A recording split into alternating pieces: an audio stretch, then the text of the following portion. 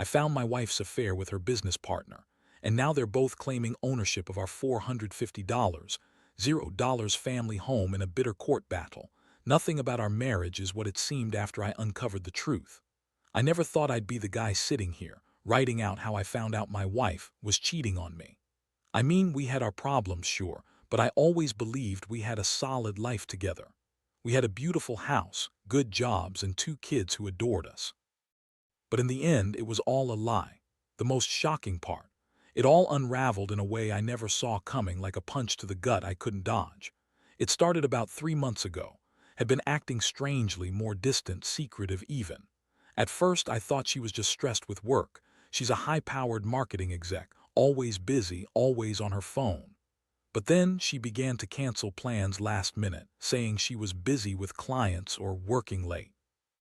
I didn't think much of it at first. I trusted her. Besides, she'd always been good at hiding things. But I noticed small changes. Her phone was always password protected now, and she'd take calls in another room or go outside to send texts. That was odd, but I figured maybe she was just being cautious about privacy. Then came the night I found her phone. I was cleaning up after dinner and noticed a series of messages on her screen. They weren't from her usual friends or colleagues. They were from someone named Jake. The texts weren't just friendly, they were flirtatious, full of innuendos and talking about meeting up. I froze. My stomach dropped. I scrolled back through her messages and saw a pattern. This wasn't just a one-time thing. Jake was her business partner, or at least that's what she told me. But reading her words, I knew they'd been more than just business. She was talking about how she missed him, how she couldn't wait to see him, and even about how they could finally be free. I felt like I'd been punched in the chest. My heart raced. I couldn't believe what I was reading. Had always been a bit bitchy, quick to lie, quick to dismiss my concerns, but this was something else entirely. I felt betrayed, humiliated, and furious all at once. How long had this been going on? Was it just a fling or something deeper? And what did it mean for us, for our family? I didn't sleep that night. I stayed up, staring at the messages, trying to process what I'd just discovered. My mind kept racing. What had I missed? How long had she been lying? And most of all, how could she do this to me, to us? The next day, I decided I had to confront her. I couldn't keep pretending everything was fine.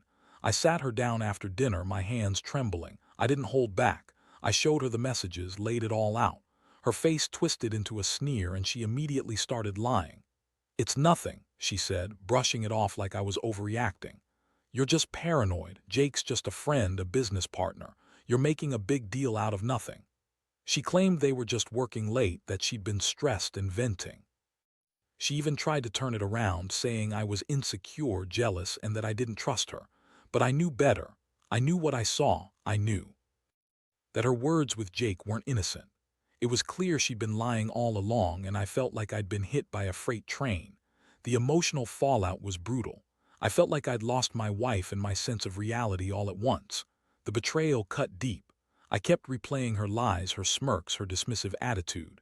I felt anger boiling inside, but also a profound sadness. How had I missed all the signs? Was I blind? Or was she just that good at hiding it? I didn't sleep for days. Every time I closed my eyes, the images of her texts with Jake haunted me. I was hurt, furious, and confused about what to do next. I never thought I'd be in a situation where I'd have to fight for my marriage, or decide if it was even worth saving. All I knew was my world had just been turned upside down, and I had no idea what the future held. After confronting that night, everything changed. She was still denying everything, calling me paranoid and accusing me of spying on her. Honestly, I felt like I was talking to a wall. Her words were empty, her eyes cold. She kept insisting she was loyal, that those messages were a mistake or maybe even fake. She said Jake was just her business partner and that I was overreacting because I was insecure. But I knew better. I'd seen what I saw, and I wasn't about to let her gaslight me. The next morning, I decided I needed to dig deeper. I couldn't just take her word for it. I started digging into her phone more, going through her emails, her social media. I found out she'd been meeting Jake outside of work, sometimes late at night, always claiming she was with clients or at some business dinner. But I knew the truth. She'd been sneaking around, hiding her phone, deleting messages. I realized this had been going on for months. I felt sick thinking about the lies, the deception. It was like I'd been living next to a stranger all this time. One day, I got a lead that changed everything. Someone I knew from work accidentally mentioned that and Jake had been seen leaving a hotel together a few nights ago. I couldn't believe it. I felt a surge of rage and heartbreak. I arranged to follow her that night just to see for myself. I parked down the street and watched her sneak out of our house, clutching her purse tight. She got into Jake's car and they drove off. I followed at a distance, heart pounding. They went to a cheap motel just outside town. I saw her get out, looking over her shoulder, and then Jake followed. That confirmed everything. I wasn't just paranoid. My wife had been cheating on me with her business partner, and they'd been doing it right under my nose. I couldn't believe it. All those nights I'd been suspicious, all the little things I'd dismissed, she was out with him, lying to my face. The betrayal was worse than I thought. It wasn't just infidelity, it was a full-blown affair, and she wasn't even trying to hide it anymore.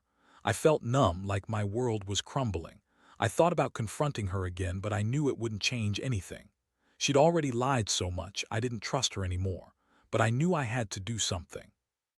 I couldn't just let her get away with this, not after everything. That's when I started thinking about what this meant for us, our house, our money, everything we built. Always claimed she was the breadwinner, that she was the one bringing in the big bucks. But I had my own savings, and I knew I needed to protect what was mine. I started consulting a lawyer, gathering evidence, and planning my next move. I knew I couldn't just walk away, not without fighting for what I deserved. I had worked too hard for this house, our family's home, and I wasn't going to let her or Jake take it away from me. The more I thought about it, the clearer it became. This wasn't just about infidelity. This was about betrayal on a scale I'd never imagined. I had to be smart about it. I decided I'd confront her again, but this time with proof. I needed her to see that I knew everything, and I needed to prepare for the fallout. I wasn't going to let her manipulate me or shame me into silence. I'd stand my ground, even if it meant everything was about to blow up in my face. Because I realized something. If I didn't fight for myself now, I'd lose everything, including my dignity. The confrontation I planned was going to be easy, but I knew I had to face her head on. I waited for the right moment, when she was supposed to be out of town for a conference. I wanted her to see that I wasn't just some naive husband who could be pushed around. I needed her to understand that I had all the evidence, and I was ready to fight for what was mine, our house, our life, everything we'd built. When she left, I went straight to my lawyer's office. I handed over all the evidence I had collected, her texts, the hotel photos, her secret emails. We discussed the legal options, and I realized that was trying to claim ownership of our $450, $0 family home. Her name was on the deed, but so was mine, and I had proof that I'd been the primary breadwinner.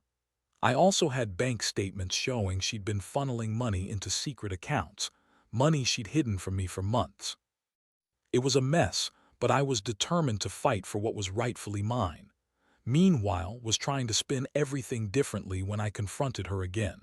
She played the victim, crying, saying I was overreacting, that I was just jealous and insecure. She claimed she was trying to work things out and that Jake was just a stupid mistake.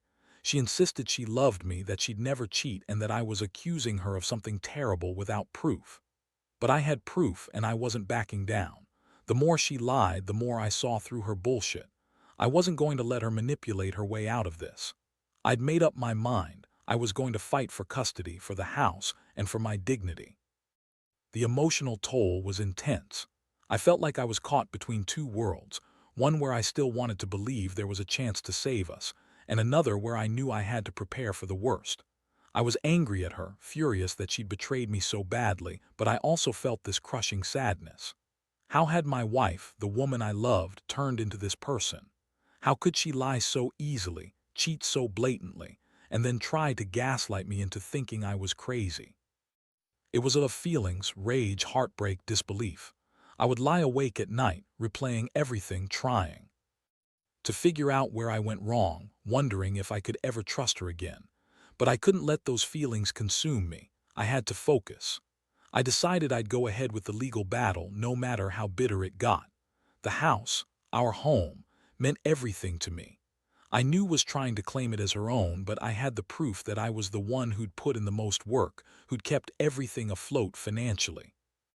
I also knew I had to prepare for her next move. She'd try to spin things in court, lie, manipulate, whatever it took. So I kept gathering evidence, talking to friends and family, trying to stay one step ahead. It was clear that didn't care about our marriage anymore. She only cared about her new life with Jake, about her money, her freedom. I felt betrayed and humiliated, but I also felt a strange sense of resolve. I wasn't going to let her walk all over me. I was going to fight for what was mine, for my dignity, and for my kids. This wasn't just about the house anymore. It was about standing up for myself against her lies, her manipulations, and her betrayal. As I sat there staring at the legal papers and evidence, I realized this was just the beginning. The court battle was going to be brutal, and I knew would do everything to win. She always was a bitchy, calculating person when she wanted something. But I also knew I had to stay strong. I had to fight for my family's future, even if that meant tearing apart the life I thought I knew. Because at the end of the day, I was done being a sucker and I was done being betrayed. It was time to take back control, no matter what it took. The court date finally arrived, and I wasn't prepared for how brutal everything turned out to be. Showed up with her slick lawyer, looking confident, almost smug. Her whole attitude was like she was already claiming victory. She kept insisting she was the primary caregiver, that she deserved the house because she was more invested in the marriage. Even though I had the bank statements and proof of her secret accounts, she threw around accusations about me being an absentee father, which was total bullshit. I'd always been there for my kids, worked my ass off to give them a good life. But she was good at spinning lies. The judge listened patiently, but I could tell she wasn't buying bullshit. Still, the lawyer played her cards well. She argued that had invested more financially, that she'd been the one holding everything together, and that I was just the absent, uninvolved husband. Honestly, it was infuriating. I knew I had the better case, but's charm and her lawyer's slick words made it a tense, drawn-out battle. I could feel the weight of the fight pressing down on me. I had to stay calm, stick to the facts, and hope the truth would come out in the end. Meanwhile, was doing her best to manipulate the situation. She kept claiming she deserved the house because she was the main breadwinner, even though I had all the evidence showing I'd been the one paying the mortgage, covering the bills, and supporting her business ventures. She kept crying, acting like the victim, saying I was trying to ruin her just because I found out about her affair. That made my blood boil. I wanted to scream at her that she was the one who'd ruined us, who betrayed everything we stood for. But I kept my composure, knowing that any emotional outburst would only play into her hands. The judge finally called for a recess to review the evidence. I felt a surge of hope, but also dread. I knew Side was slick and she'd have her own tricks up her sleeve.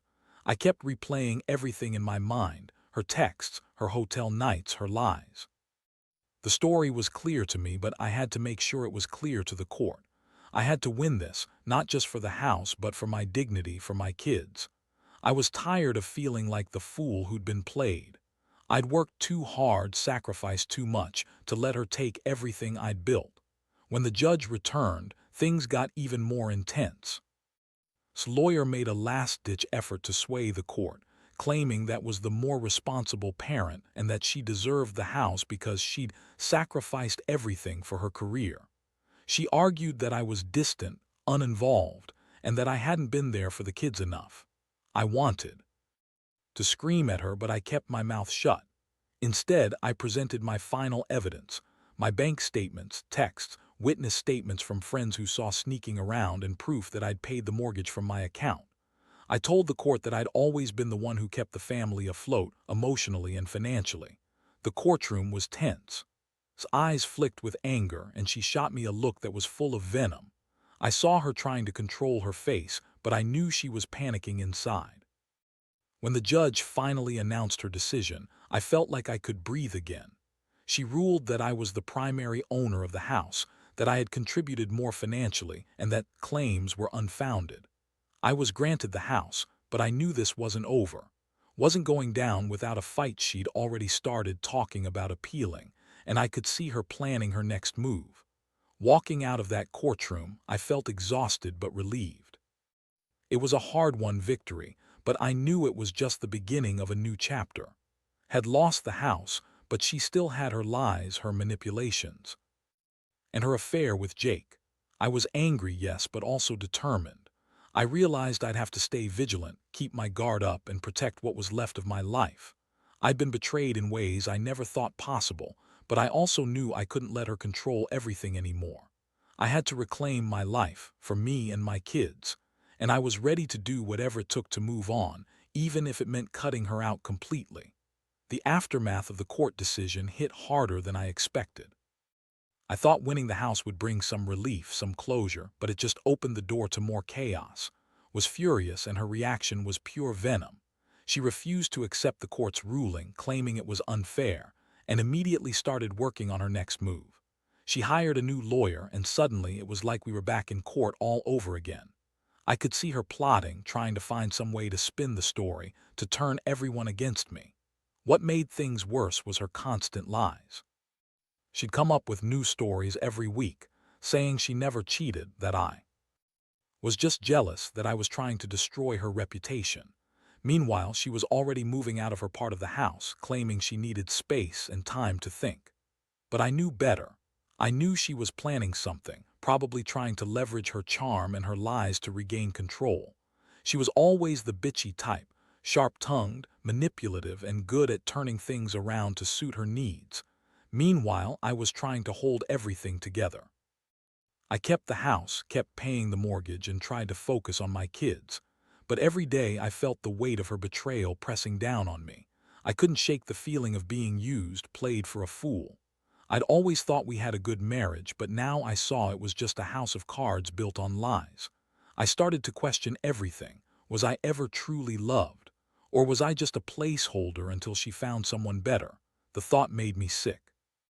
I also started talking to a few close friends and a lawyer, trying to figure out what my options were. I knew I had to prepare for the worst, was unpredictable and bitter. She had a lot of money, her own business, and her own ways of twisting situations. I was worried she might try to go after my savings, or even try to take full custody of the kids just to hurt me. The more I thought about it, the more I realized I needed to be strategic. I couldn't let her manipulate me into giving her what she wanted, her revenge, her way. One night, I caught her trying to sneak back into the house after a long night out. She looked guilty, but she played it off like she was just out with friends. I was furious. I told her she wasn't welcome to come and go as she pleased, especially after everything she'd done. That was the last straw. I told her she needed to leave for good, that I wasn't going to tolerate her games anymore. She yelled, called me all sorts of names, but I stood my ground. I told her I wanted a clean break, that I wasn't going to be her punching bag anymore. That was when she finally started showing her true colors. She accused me of being a terrible husband, of not loving her enough, of driving her away. She said I was stifling her, and that she deserved to be happy even if it meant cheating. She claimed she'd been miserable, and that I'd driven her into Jake's arms. I just looked at her, feeling numb. It was like she was trying to rewrite everything to make herself the victim. But I knew the truth now. She was the one who'd broken us apart, who'd lied, cheated, and manipulated her way into her own world. In the end, I decided I couldn't keep living in this toxic environment. I filed for divorce, knowing full well it was going to be a long, bitter fight. I wanted to protect my kids, my home, and whatever dignity I had left. I started to think about the future, how I'd rebuild my life, how I'd get past this betrayal. It wasn't easy, and some days I felt like giving up, but I knew I had to be strong. Had made her choice, and now I had to make mine. I wasn't going to let her win, no matter how much she tried to twist the knife. Looking back, I realize how much I've learned through all this. Trust is fragile and betrayal cuts deep. But I also learned that I'm stronger than I thought. I've got my kids, my house, and a new resolve to move forward. I want to warn others, trust your gut, watch the signs, and never let someone manipulate you into thinking you're the problem. Because if you don't stand up for yourself, nobody else will. And in the end, you have to be your own biggest advocate. That's what I'm doing now, taking control, rebuilding, and leaving the past behind. The final piece of this mess is still unfolding, but I feel like I've come to a kind of acceptance. After everything, her lies, the court battles, the sneaking around, I finally see things clearly. Is gone from my life, and honestly, I don't miss her. The house is mine now, and I've started focusing on rebuilding what I lost. The kids are adjusting, and they're the only reason I get out of bed some days. I realize I've been through hell, but I also know I'm stronger because of it. That said, I can't help but think about how this all started. It's wild to me how someone you trust can turn out to be the exact opposite. I was by her betrayal, and honestly I feel stupid for not seeing the signs earlier. But I also know that I was too focused on keeping everything together, working, providing, trying to be the good husband, and I missed the red flags. I see now how important it is to stay alert, to really listen to what your gut is telling you, even if it's uncomfortable. My biggest takeaway is that betrayal like this leaves scars, big ones. But you can't let it define you. I've learned that justice isn't always about the court or legal battles. Sometimes, it's about reclaiming your dignity and moving forward. I've had to cut out a lot of toxic people, including, and I've started to rebuild my life on my own terms. I got new hobbies, reconnected with friends I'd neglected, and even started therapy to deal with the emotional fallout. It's been a long road, but I finally feel like I'm getting my strength back. I want to tell anyone reading this who's going through something similar, don't ignore the signs, trust your instincts. If something feels off, dig deeper. Don't let anyone manipulate or gaslight you into thinking you're overreacting. And most importantly, prioritize yourself and your kids. Don't stay in a toxic situation just for appearances or fear of being alone. It's better to be alone and happy than stuck in a lie. Looking back, I realize that this whole experience has changed me, made me more cautious, more aware, but also more resilient.